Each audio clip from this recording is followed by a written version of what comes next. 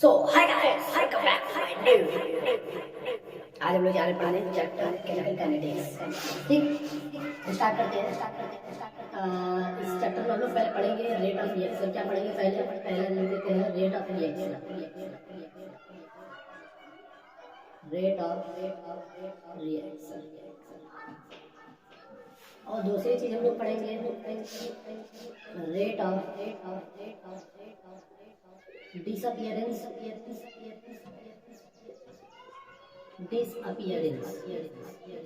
और तीसरी चीज जो पढ़ेंगे rate of appearance. Rate of appearance.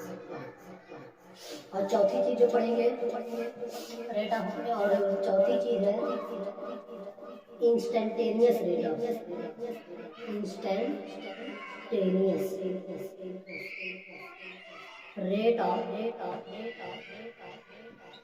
Reaction. ये चार चीज आप कवर करने वाले हैं, फिर उसके आगे हम लोग देखेंगे क्या क्या बात है। ठीक, चलो तो शुरू करते हैं रेट ऑफ रिएक्शन से। पहले तो मैं बता दूं कि रेट ऑफ रिएक्शन, तो पहले शुरू करते हैं rate of reaction. Rate of reaction क्या होता है, आज हम पहले उसकी डिफिनेशन बता देते हैं।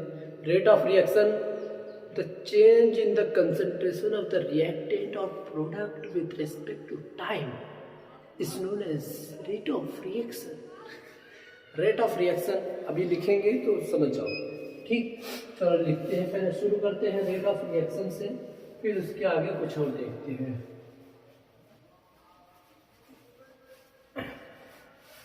रेट ऑफ रिएक्शन की डिफिनेशन लिख दे रहा हूँ। Rate of reaction is equal to the change in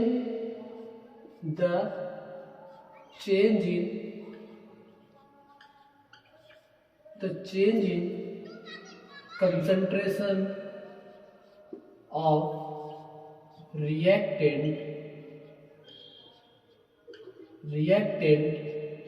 or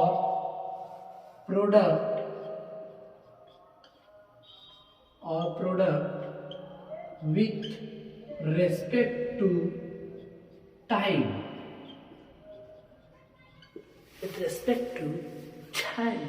okay, अब हम लोग लिखते हैं। जैसे फॉर एग्जाम्पल हम एक एग्जाम्पल लेते हैं, उसका रेट ऑफ रिएक्शन लिखेंगे। जैसे अच्छा पहले हम समझा देते हैं क्या होता है रेट ऑफ रिएक्शन। देखो ये है alpha A plus beta B will give you gamma C plus delta D. Okay, चलो अब हम लोग लिखते हैं rate of reaction. Rate of reaction will give you, इसका माइनस लगा देते हैं पहले, फिर डेल्टा लिखते हैं, फिर ये रिएक्टेंट का ए क्या है ये इसका लिख रहे हैं। ठीक, और ये अपॉन चेंज विथ टाइम से डिवाइड कर देते हैं। अब देखते हैं कि ए का कोफिशिएंट कितना है, अल्फा है, अल्फा से मल्टीप्लाई कर देंगे। अब आ जाओ, ये बराबर हो जाएगा किसके, अब माइनस, अब तुम लोग बताओ डेल्टा क्या लिखे, बी लिख दिया मैंने, फिर उसके बाद अब डेल्टा टी से डिवाइड, कोफिशिएंट बी का क्या है बीटा से मल्टीप्लाई। अब आ जाओ बराबर, ये निगेटिव क्यों लगाते हैं, एक बार तो क्वेश्चन तो जरूर आया होगा दिमाग में भैया, दिमाग में तो क्वेश्चन जरूर आया। दिमाग में क्वेश्चन ये आया है कि ये जब हम लोग रेट ऑफ रिएक्शन लिख रहे हैं तो माइनस क्यों है। बस ये वन शॉट वीडियो है, तो इसमें इतना जान लो कि रिएक्टेंट की कंसंट्रेशन घटती है और प्रोडक्ट की बढ़ती है, तो प्रोडक्ट में हम लोग प्लस लगाएंगे और रिएक्टेंट में माइनस लगाएंगे। ओके, चलो देखो, अब ये प्रोडक्ट आ गया तो प्लस लगा देते हैं, फिर हम लोग लिखते हैं delta C upon delta T, और ये गामा, और ये बराबर क्या हो जाएगा प्लस डेल्टा डी, ब्रैकेट में लिख देते भैया अच्छे से, delta T, coefficient of D क्या है लेम्डा, मल्टीप्लाई। ये यहाँ तक समझ में आ गया है भैया लोगों। अब चलते हैं रेट ऑफ डिसअपियरेंस, जो हमारी दूसरी टॉपिक थी। इसी रिएक्शन के हम लोग लिखेंगे rate of disappearance. Rate of disappearance, rate of disappearance. Rate of disappearance क्या होता है? रेट ऑफ डिसअपियरेंस कुछ नहीं होता। रेट ऑफ डिसअपियरेंस बस इतना जान लो कि हम लोग सिर्फ और सिर्फ रिएक्टेंट का लिखते हैं। रेट ऑफ डिसअपियरेंस किसका लिखते हैं? रेट ऑफ डिसअपियरेंस हम लोग लिखते हैं सिर्फ और सिर्फ रिएक्टेंट का। तो रिएक्टेंट में देखो माइनस है, यही चीज यहाँ उतार दो, यही चीज यहाँ उतार दो, और ये जो प्रोडक्ट है इसका रेट ऑफ डिसअपियरेंस नहीं लिखते। आप पूछोगे क्यों नहीं लिखते? बस इतना जान लो कि रेट ऑफ डिसअपियरेंस इसलिए रिएक्टेंट का लिखते हैं क्योंकि कौन खत्म होता है? रिएक्टेंट से प्रोडक्ट में कौन बनता है? रिएक्टेंट ही प्रोडक्ट बनता है, यानी रिएक्टेंट खत्म हो जाता है और प्रोडक्ट बनता है। ठीक, इसीलिए रेट ऑफ अपीयरेंस हम लोग प्रोडक्ट का लिखते हैं और रेट ऑफ डिसअपियरेंस हम लोग रिएक्टेंट का लिखते हैं। समझ में आ गया? चलो, रेट ऑफ डिसअपियरेंस हम लोग लिखेंगे अब ये रिएक्टेंट का, तो यही सेम चीज उतारना है, बस सिर्फ थोड़ी सी मेहनत करना ही है हमको। डेल्टा टी और ये अल्फा से मल्टीप्लाई और ये बराबर डेल्टा ए, वही चीज सेम चीज है, लोग ए लिख दे रहा हूँ, पहले बी लिखा गया था तो अब ये मिटा के ए लिख दिया हूँ, माइनस डेल्टा बी और ये डेल्टा टी बीटा से मल्टीप्लाई। चलो, अब ये रेट ऑफ डिसअपियरेंस था, रेट ऑफ ये रिएक्शन ये, अब इधर हम लोग लिख देते हैं rate of appearance. Rate of appearance किसका लिखते हैं? प्रोडक्ट का। प्रोडक्ट का लिखते हैं, यानी यही सेम चीज उतारनी है, बस delta C upon delta T और ये गामा से मल्टीप्लाई बराबर आ जाएगा plus delta D upon delta T से मल्टीप्लाई डिवाइड और ये लेमडा से मल्टीप्लाई। यहां तक समझ गया होगे? समझ गया होगे? चलो, बढ़िया से एकदम समझ में आ रहा है ना? अब हम लोग लिखेंगे इसी रिएक्शन का instantaneous rate of reaction. Instantaneous rate of reaction कैसे लिखते हैं? बस कुछ नहीं है, एक बार अपने दिमाग में सोच लो कि जब तक मैं हूं, देखो डेल्टा को हटाना है डी से और कुछ नहीं करना है, डेल्टा को हटाना है डी से। इंस्टेंटेनियस रेट ऑफ रिएक्शन में मैं क्या बोल रहा हूँ फिर से सुन लो, सेम टू सेम एकदम कॉपी करेंगे, सिर्फ डेल्टा को हटा देंगे डी से। तो डी से हटाते हैं और देखते हैं कैसे इंस्टेंटेनियस रेट ऑफ रिएक्शन लिखते हैं। चलो, इसको इरेज कर दूं कि इधर ही कहीं लिख देता हूँ, नीचे नहीं दिखाई देगा तो इधर लिख देता हूँ, इधर लिख देता हूँ। तो देखो क्या लिखते हैं हम लोग? Instantaneous rate of reaction, instantaneous rate of reaction.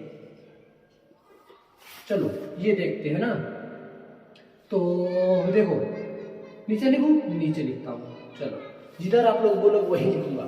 देखो, rate of instantaneous rate of reaction, मैंने क्या बोला कि सिर्फ डेल्टा की जगह डी लगाते हैं, डी लगा देते हैं भैया हम लोग, और ये हो गया भैया हम थोम, देखो, और ये डेल्टा टी और ये आ गया अल्फा से मल्टीप्लाई और ये आ गया माइनस डेल्टा ए और डेल्टा टी और ये बीटा से मल्टीप्लाई। सेम चीज है, देख लो, माइनस को माइनस लिखा, माइनस को माइनस लिखा, ए को ए लिखा, बी को बी लिखा, सिर्फ डेल्टा को रिप्लेस किया बाई स्मॉल डी। समझ में आ गया? छोड़ देंगे। और एक बात और याद कर लो, इंस्टेंटेनियस रेट ऑफ रिएक्शन हम लोग रिएक्टेंट और प्रोडक्ट दोनों का लिखते हैं। जैसे रेट ऑफ रिएक्शन लिखते हैं, rate of reaction, average rate of reaction बहुत सारी बुक में लिखा है, तो सेम चीज है भाई। इसमें देखो रेट ऑफ रिएक्शन, और इसमें सिर्फ क्या लिखा था? Rate of disappearance, rate of reaction, instantaneous rate of reaction, यानी प्रोडक्ट और रिएक्टेंट दोनों का लिखाएगा। और इसमें रेट ऑफ डिसअपियरेंस में सिर्फ हम लोग रिएक्टेंट का लिखते हैं और रेट ऑफ अपीयरेंस सिर्फ प्रोडक्ट का। चलो, और आगे आते हैं। अब प्रोडक्ट का लिख देते हैं भैया, प्रोडक्ट में आ जाएगा प्लस डेल्टा सी, बहुत छोटा छोटा लिख रहा हूँ क्या? चलो, बड़ा कर देता हूँ थोड़ा सा, और आ जाएगा ये गामा, और ये बराबर फिर किसके आ जाएगा? प्लस डेल्टा कैपिटल डी और ये डेल्टा टी, और ये किससे मल्टीप्लाई हो जाएगा? ये डेल्टा से। सी, चलो, इतना तो समझ गए हो। अब आगे और देखना है, एक उदाहरण देखिए, एक उदाहरण देता हूँ, एक एग्जाम्पल। चलो, इसको सारा एक बार मैं हट जा रहा हूँ, एक बार नोट कर लो तुम लोग बढ़िया से। एकदम बढ़िया दिखाई दे तो रहा है। चलो चेक कर लिया मैंने, एकदम बढ़िया दिखाई दे रहा है। चलो अब आते हैं हम लोग एक एग्जाम्पल की तरफ। 2x पे इसको इरेज कर दूं मैं। चलो एक एग्जाम्पल लेते हैं तो बढ़िया समझ में आ जाए। चलो आ जाओ, देखो SO2 plus O2 it will give you SO3 और इसको बैलेंस करते हैं तो 2 2 से। चलो बैलेंस हो गया ये। अब हम लोग को लिखना है क्या, पहला लिखना है रेट ऑफ रिएक्शन, फिर दूसरा लिखना है रेट ऑफ डिसअपीयरेंस, फिर तीसरा लिखना है रेट ऑफ अपीयरेंस, फिर चौथा लिखना है इंस्टेंटेनियस रेट ऑफ रिएक्शन। ये 4 चीज लिखनी है, ठीक 4 चीज लिखनी है हम लोगों को। तो रेट ऑफ रिएक्शन पहले लिखते हैं, रेट ऑफ रिएक्शन दोनों को लिखते हैं, रिएक्टेंट और प्रोडक्ट दोनों का। चलो आ जाओ, रेट ऑफ रिएक्शन कैसे लिखते हैं भैया, देखो माइनस लगाते हैं, डेल्टा लिखते हैं, फिर जो रिएक्टेंट रहता है SO2 इसको लिख दिया, फिर ये नीचे डेल्टा T से मल्टीप्लाई हो जाएगा, फिर कोफिशिएंट SO2 का क्या है 2 है, 2 से मल्टीप्लाई, देखो 2 हो गया, ठीक यही होता है। अब आगे आ जाओ, अब फिर आगे एक और रिएक्टेंट है O2। अब एक चीज मैंने गलती कर दी, देखो पहले डेल्टा लगाते हैं, फिर आगे माइनस लगाते हैं, फिर बराबर लगाते हैं, ये चीज होनी चाहिए। फिर डेल्टा T और ये इसका O2 का कोफिशिएंट क्या है 1 से मल्टीप्लाई। अब आ जाओ आगे प्रोडक्ट का लिखते हैं, तो माइनस नहीं लगे, प्रोडक्ट में प्लस हो जाएगा, प्लस डेल्टा SO3 फिर डेल्टा T फिर SO3 का कोफिशिएंट क्या है 2 है, 2 से मल्टीप्लाई। ठीक, इतना समझ में आ रहा है तो ओके ओके रिपोर्ट मारो, ओके रिपोर्ट। चलो आ जाओ, रेट ऑफ डिसअपीयरेंस इसका लिखते हैं, पहले जल्दी इसका कमेंट में बोलो। रेट ऑफ डिसअपीयरेंस हम लोग लिखते हैं रिएक्टेंट का, ओके चलो लिखते हैं rate of disappearance. Rate of disappearance हम लोग लिखते हैं रिएक्टेंट का, तो लिखते हैं minus delta SO2 upon delta T और कोफिशिएंट क्या है 2, फिर बराबर हो जाएगा माइनस डेल्टा O2 और फिर डेल्टा T और फिर कोफिशिएंट 1। मैं तुमको बता दूं ये जिसको आगे लिखना समझ लो कि वो 3 नंबर स्कोर कर गया आराम से। तुम PYQ उठा के देख लो, पिछले 10 साल का कम से कम 5 बार तो पूछा ही है, 2010 से लेके 2023 तक 5 बार पूछा है। Right the rate of reaction of this reaction, complex reaction. समझ में आ गया? चलो आगे बढ़ते हैं। रेट ऑफ डिसअपीयरेंस हम लोग लिखती है, रेट ऑफ अपीयरेंस से लिखते हैं। जल्दी कमेंट में कोई ओके रिपोर्ट मारो जल्दी से। रेट ऑफ रिएक्शन प्रोडक्ट का लिखते हैं, ठीक। चलो आ जाओ, प्लस लगाते हैं हम लोग, डेल्टा लगाते हैं, SO3 लिखते हैं, फिर उसके बाद हम लोग डेल्टा T से डिवाइड करते हैं, फिर कोफिशिएंट से मल्टीप्लाई करते हैं, ठीक। इतना समझ में आ गया? अब आ जाओ इंस्टेंटेनियस रेट ऑफ रिएक्शन। ये आर थोड़ा अच्छे से बनाते हैं रे दया। इंस्टेंटेनियस रेट ऑफ रिएक्शन हम लोग किसका लिखते हैं, प्रोडक्ट और रिएक्टेंट दोनों का। चलो आ जाओ, इसको थोड़ा और नीचे लिख दूं। चलो नीचे लिखते हैं, हल्का सा नीचे लिखते हैं भैया, नहीं तो सड़ जाएगा, समझ में नहीं आएगा। Instantaneous rate of reaction. चलो आ जाओ, इंस्टेंटेनियस रेट ऑफ रिएक्शन में सिर्फ हम लोग को डेल्टा को रिप्लेस करना था D से, इससे D से, और ये सब कुछ एकदम सेम टू सेम उतार देना था भैया। आ जाओ, डेल्टा T और कोफिशिएंट 2 से मल्टीप्लाई, और ये फिर माइनस D ऑफ O2, और ये फिर कोफिशिएंट से मल्टीप्लाई, डेल्टा T से डिवाइड, कोफिशिएंट से मल्टीप्लाई, यही सब करना है जीवन में। आ जाओ प्लस, नीचे नहीं दिखाई दे रहा होगा, थोड़ा सा ऊपर लिखते हैं। आ जाओ, इसको भी रेज कर दूं, थोड़ा सा ऊपर लिख दूं। आ जाओ, ये minus D of O2 upon delta T coefficient से मल्टीप्लाई। आ जाओ, plus D of SO3 delta T से डिवाइड, कोफिशिएंट से मल्टीप्लाई। ये रहा आज का इक्वेशन। पूरा लिख दिया, एक बार देख लो बढ़िया से एकदम। एक बार ओके रिपोर्ट में नीचे नहीं दिखाई दे रहा तो नीचे दिखाता हूँ आप लोगों को। देखो दिखाई दे रहा भैया, अभी भी नहीं दिखाई दे रहा है यार, शिट सिस्टम हो गया। रुक जाओ, सिस्टम फाड़ना अपने आप को, 1 सेकेंड रुके रहिए, मैं कुछ जुगाड़ कर रहा हूँ। और जुगाड़ हो नहीं रहा है, रुक जाओ।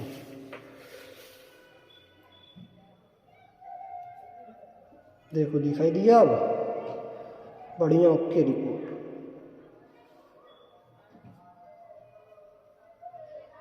ओके रिपोर्ट आ जाओ, दिखाई दे दिया ना उतना, बस सिस्टम अपना। चलो अब इसके आगे हम लोग पढ़ेंगे बहुत सारी चीज़ें, देखते हैं आगे क्या होगा, कौन सी टॉपिक होगी। आगे वही होगा, रेट लॉ होगा। रेट लॉ के बाद फर्स्ट ऑर्डर रिएक्शन, फिर जीरो ऑर्डर, हाफ लाइफ, और फिर उसके आगे बहुत सारी आर्हेनियस इक्वेशन और फलाना ढिकाना बहुत सारी चीज़ें हैं। ये बहुत छोटा चैप्टर है, ठीक, एक्सेट्रा। ओके, मिलते हैं आगे हम लोग अभी तुरंत। चलो और देखते हैं ऑर्डर और मॉलिक्यूलरिटी में डिफरेंस क्या है। चलो let's start. Order order order किसमें पादा ऑर्डर और मॉलिक्यूलरिटी।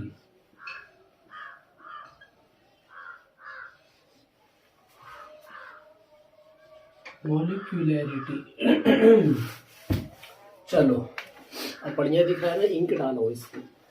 ऑर्डर में आ जाते हैं। पहली पॉइंट क्या होती है, order is a experimental quantity. क्या है, order is a experimental quantity. Experimental quantity.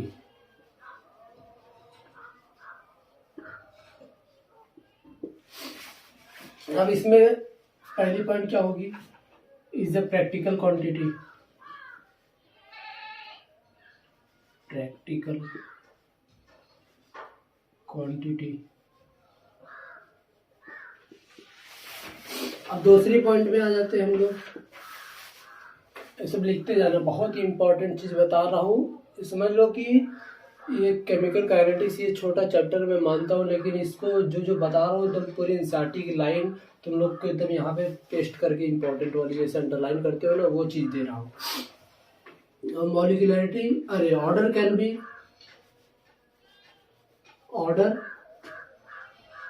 Can be negative,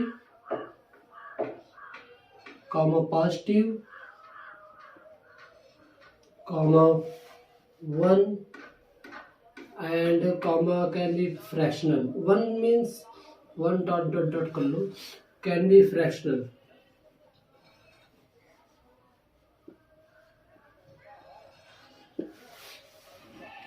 And this molecularity can be, molecularity can be 1, 2 and 3। इससे ज़्यादा मॉलिक्यूलरिटी नहीं होती है। अब मॉलिक्यूलरिटी, अब ऑर्डर में आ जाए तीसरी point. Order for a complex reaction, for a complex reaction, order can be calculated by its mechanism. Order can be calculated by its mechanism. By its mechanism.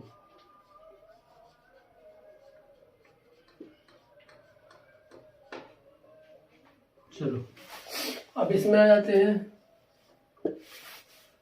इसकी तीसरी पॉइंट क्या होगी कि मॉलिक्यूलरिटी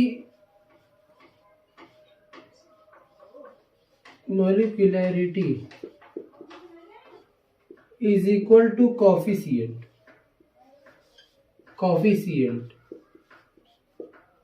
और coefficient is equal to order.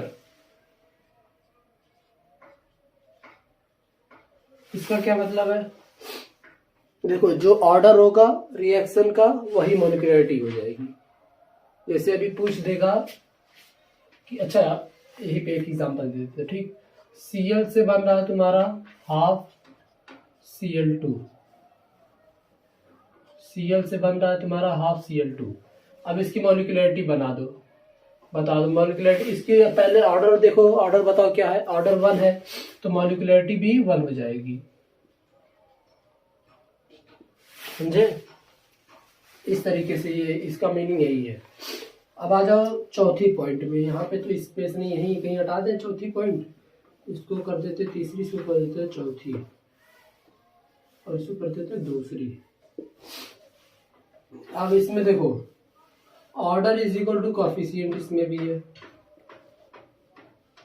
Order is equal to coefficient.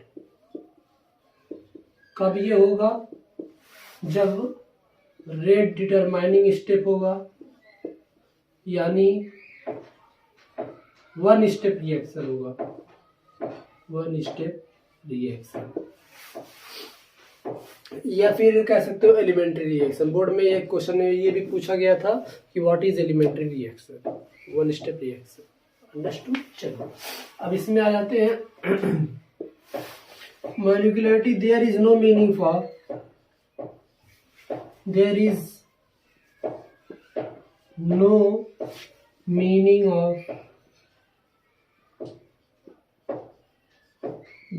of molecularity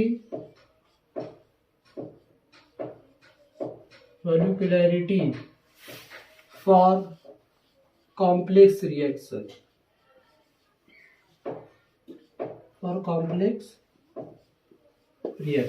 but rate determining step can be defined,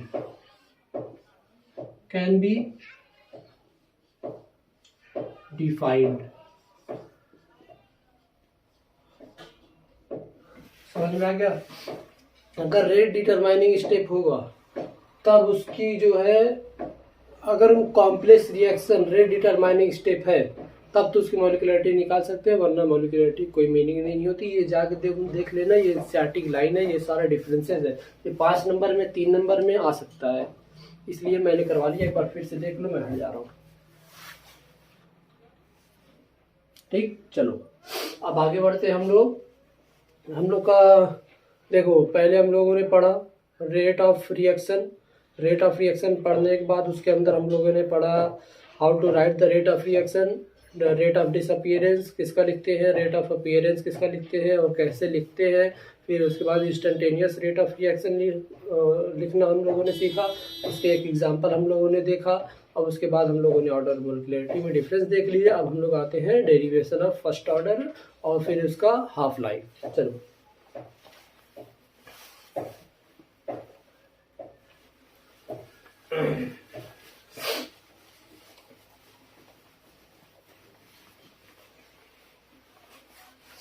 चलो first order का पहले हम लोग डेरिवेशन देखते हैं। फर्स्ट ऑर्डर यहाँ 8 चल लिख देते हैं।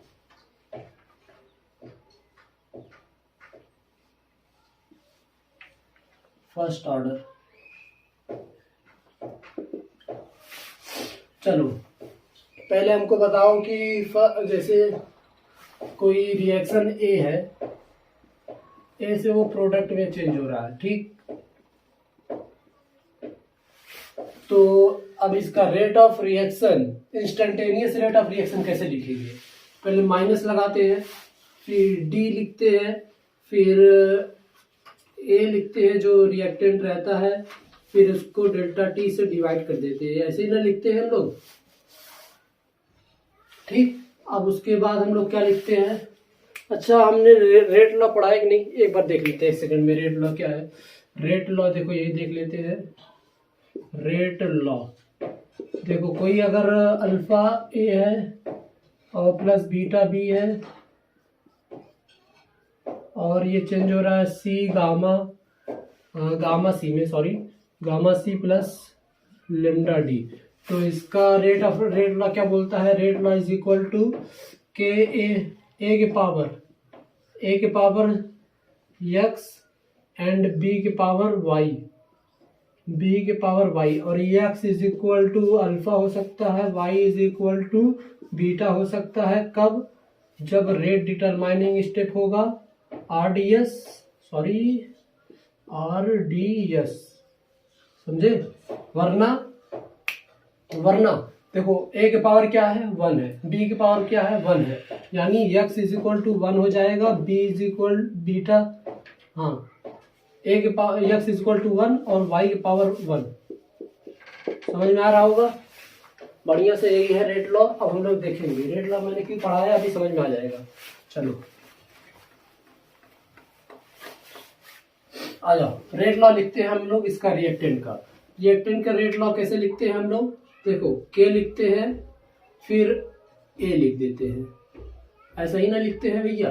अब A का पावर क्या हो जाएगा 1, यही लिखते हैं। अब देखो कुछ नहीं करना है, इधर उधर है फिर करना है और फिर इसके बाद इंटीग्रेट कर देना है। चलो अब हम लोग A को A के साथ लाएंगे, A के नीचे, और डेल्टा टी को उधर भेज देंगे। ठीक, देखो माइनस डी ए अपॉन ए बराबर के डेल्टा टी। अब देखो इंटीग्रेट करना है हम लोगों को, तो ये के बाहर आ जाएगा भी इंटीग्रेट करने के बाद। इसको हम लोग इंटीग्रेट करेंगे c0 से लेके ct तक, और इसको 0 से लेके t तक। अब देखो ये c0 और ct क्या है ये पहले समझो। c0 तुम्हारा कंसंट्रेशन है जब टाइम 0 रहता है, और तुम्हारा ये ct है जब कंसंट्रेशन कुछ टाइम के बाद होता है। तो ये c क्या तुमको तुम्हारा रिप्रेजेंट कर रहा है, ये c क्या रिप्रेजेंट कर रहा है, कंसंट्रेशन। चलो इसको इंटीग्रेट करते हैं हम लोग। तो हम लोग जैसा जानते हैं कि dA बाई ए, यानी ये क्या लिखा हुआ है ln A। अब यार इंटीग्रेशन तो आना चाहिए इतना, और इसको हम लोग इंटीग्रेट कर रहे हैं कहाँ से कहाँ तक, c0 से लेके ct तक।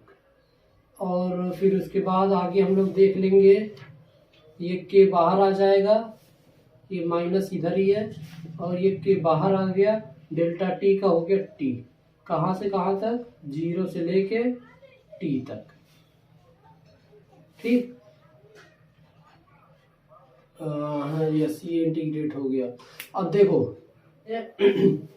अब ये लिमिट है हमारी ct से लेके c0 तक, तो हम लोग लिखेंगे ln ct माइनस c0। ठीक, अब उस ln इसमें भी लगा दो, ln c0। a minus B होता है, log a माइनस बी का फार्मूला क्या होता है, log a अपॉन बी। ठीक, अब इसमें आ जाएंगे हम लोग, k को बाहर किया, t माइनस 0। ठीक, अब आ जाए इसमें, ये पूरा होल माइनस में है। अब देखो log a माइनस बी होता है, formula log a minus B, यहाँ लिख दे रहा हूँ। log को हम लोग ln भी लिखते हैं, log अरे यार लिखा नहीं रहा अच्छे से, log a minus log b, इसका फार्मूला होता है log a बाई बी। यही चीज यहाँ पे लिखा हूँ, log a minus log b is equal to log a by B. समझ में आ गया? चलो अब इसको ये हो जाएगा kt, और यहाँ ये माइनस में था, अब इसको माइनस को हटाने के लिए हम लोग लिख देंगे ln c0 बाई ct बराबर kt। और छोटा छोटा लिखा जा रहा है ना, चलो उधर लिखते हैं ना। ये देखो क्या है, minus ln ct by c0 बराबर kt। अब इसको लिख देते हैं हम लोग, ये माइनस को हटाने के लिए ln c0 बाई ct। ये अभी तक क्या था, ct बाई c0, अब ये हो जाएगा c0 बाई ct बराबर kt। ये तुम्हारा आ गया फार्मूला, और यहाँ से चाहे तुम k की वैल्यू निकालो चाहे t की वैल्यू निकाल लो, k बराबर हो जाएगा तुम्हारा ln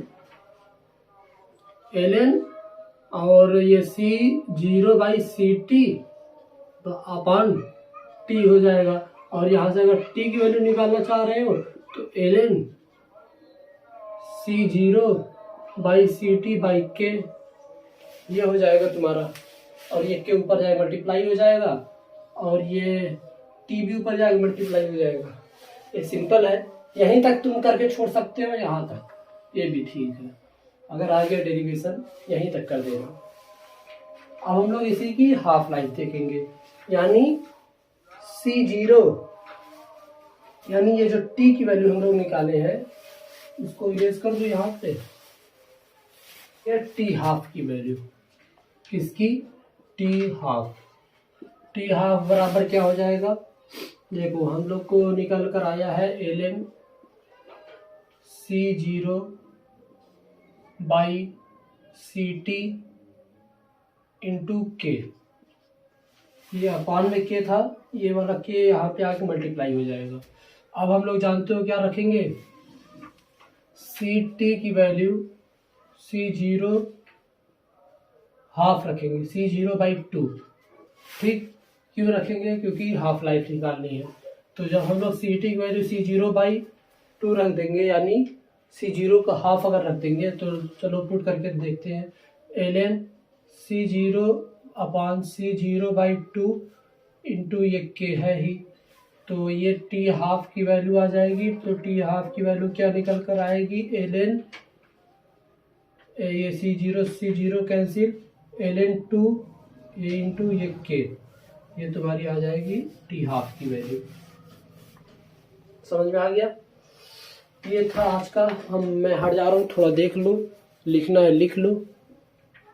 चलो, ये इम्पॉर्टेंट डेरिवेशन बहुत ही आसान है, एकदम आसान है, कुछ नहीं करना है।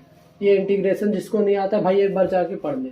इंटीग्रेशन देखो, ये बता दूं, ये dA/A है, यानी 1/A लिखा हुआ है। ये 1/A किसका इंटीग्रेशन होता है? लॉग का होता है। तो यहाँ पे मैंने ln लिख दिया। ln को मैंने बताया था लॉग भी बोलते हैं, नहीं सुने थे तो फिर से सुन लो, ln को लॉग बोलते हैं। ठीक, चलो आगे बढ़ते हैं हम लोग। हम लोग लास्ट टॉपिक जो है आज की वो है, अच्छा एक चीज और बताना, रुक जाओ। इस पूरे की वैल्यू, इस ln C0/CT = KT की वैल्यू होती है 2.303/K into log of C0/CT। ये बराबर होता है टाइम पीरियड के। ये इंपॉर्टेंट है, इससे तुम्हारा न्यूमेरिकल लगेगा। और इसकी वैल्यू होती है 0.693/K बराबर T। सबसे इंपॉर्टेंट, मोस्ट इंपॉर्टेंट है ये, मोस्ट इंपॉर्टेंट क्या है भैया? Most important hashtag. ये सब आए या ना आए, लेकिन ये तो इस पे ही पूरा समझ लो कि जो केमिकल काइनेटिक्स है इन्हीं दो फार्मूले पे पूरा बेस्ड है, और कुछ नहीं है। केमिकल काइनेटिक्स में इन दो फार्मूले के अलावा कुछ नहीं है। एक तुम्हारा एक्टिवेशन एनर्जी निकालना। एक्टिवेशन एनर्जी क्या होती है ये बता दो। Activation energy the minimum energy required to change the reactant to product, यही तुम्हारी होती है। ये बोर्ड का क्वेश्चन है। Define the term chemical activation energy, 1 number में आया है। समझ में आ गया? The minimum energy required to convert the reactant into product. समझ में आ गया? एक तुम्हारा अरेनियस इक्वेशन, उसी से निकलता है तुम्हारा ये सब एनर्जी जो है, लेकिन उससे ज्यादा क्वेश्चन आते नहीं। इन्हीं दो फार्मूले पे एकदम पूरे बेस्ड तुमको कॉपी आ जाएंगे तुम्हारे। खाली फार्मूले पे वैल्यू पुट करना, आंसर निकालना है, और कुछ नहीं है। चलो अरेनियस इक्वेशन हम लोग देखते हैं, फिर उसके बाद इस चैप्टर को खत्म कर देते हैं। 1 शॉट हम लोग का खत्म हो जाएगा एकदम बढ़िया से। तो वो सारी चीजें बता, अरेनियस इक्वेशन से जाने से पहले हम लोग अब देखेंगे एक जो है बहुत ही इंपॉर्टेंट फार्मूला। समझ लो कि वो एक तरीके का ट्रिक ही है कि जैसे हम लोग टी हाफ निकाले और तुमसे पूछ दिया find the value of the reaction, मतलब T75 निकालने के लिए पूछ दिया, T35 निकालने के लिए पूछ दिया, T79 निकालने के लिए पूछ दिया, तो कौन सा फार्मूला अप्लाई करें कि तुमको 1 सेकंड में वैल्यू मिल जाए। चलो आओ, कोई भी मतलब टाइम पीरियड की अगर तुमको वैल्यू निकालनी है किसी भी रिएक्शन, तो एक फार्मूला बताऊंगा, 1 मिनट लगेगा, बहुत ही आसान है, वो सीख लो। फिर उसके बाद आरएनएस इक्वेशन पे आते हैं और इस लेक्चर को खत्म कर देते हैं। ठीक, आधा देखते हैं वो फार्मूला क्या है भैया। वो फार्मूला कुछ नहीं है, बहुत ही आसान है। वो फार्मूला मैं लिख दे रहा हूँ। देखो, कोई भी टाइम पीरियड निकालना हो, कोई भी टाइम पीरियड, अभी बता देंगे एक निकाल करके, ln 100/100 माइनस यक्स। अब ये यक्स क्या है? यक्स जो तुमको टाइम पीरियड निकालनी है, जो तुमको टाइम पीरियड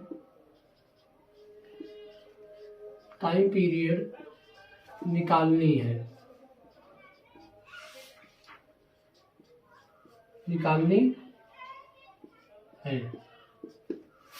यही है ये,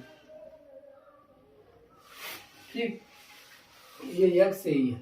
अब जैसे तुमको निकालना है टी ऑफ 75%, ठीक। आ जाओ, ln 100/100 माइनस 75। आ जाओ, ln 100/75, 100 में से गया तो 25, यही है, ठीक। समझ में आ गया?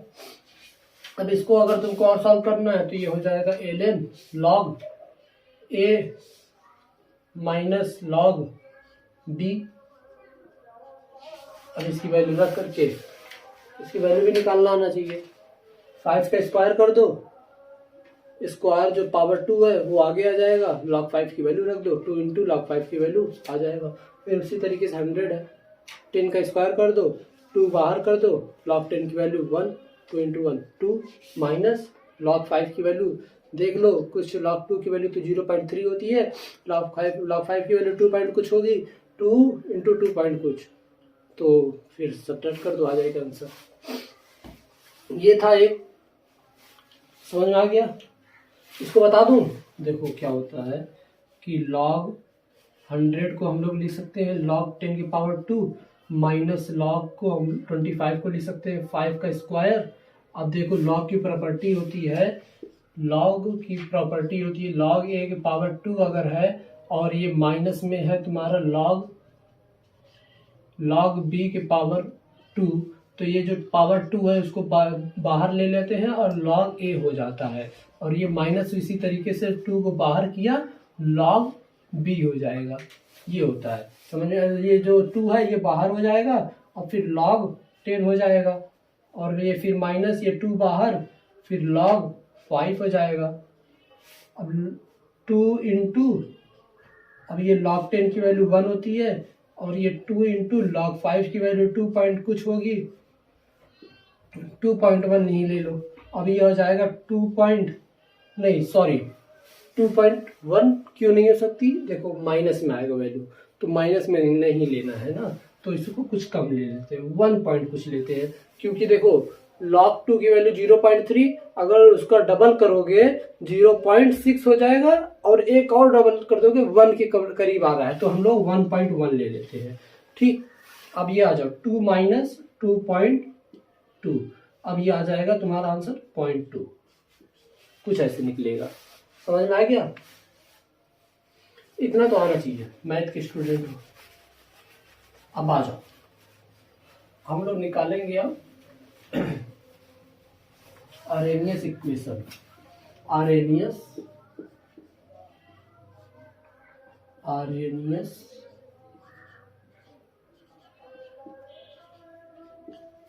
इक्वेशन, आ जाओ। आरेनियस इक्वेशन क्या होता है?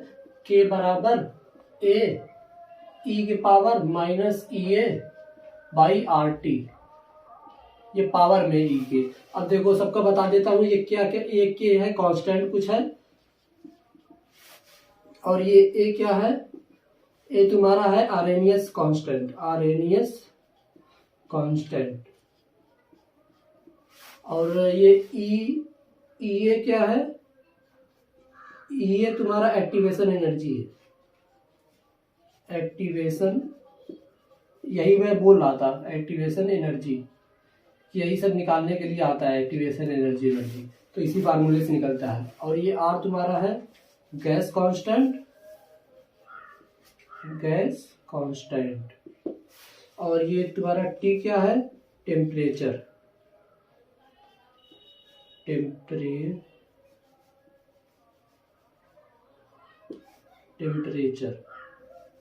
ठीक, चलो इतना समझ गए होगे, यही आर्हेनियस कांस्टेंट और इसमें कुछ नहीं है। समझ में आ गया? चलो, बहुत मेहनत लगी है। चलो, तो आप लोगों को बहुत बहुत दिल से धन्यवाद। एक बड़ा बड़ा थैंक यू देते हैं आप लोगों को।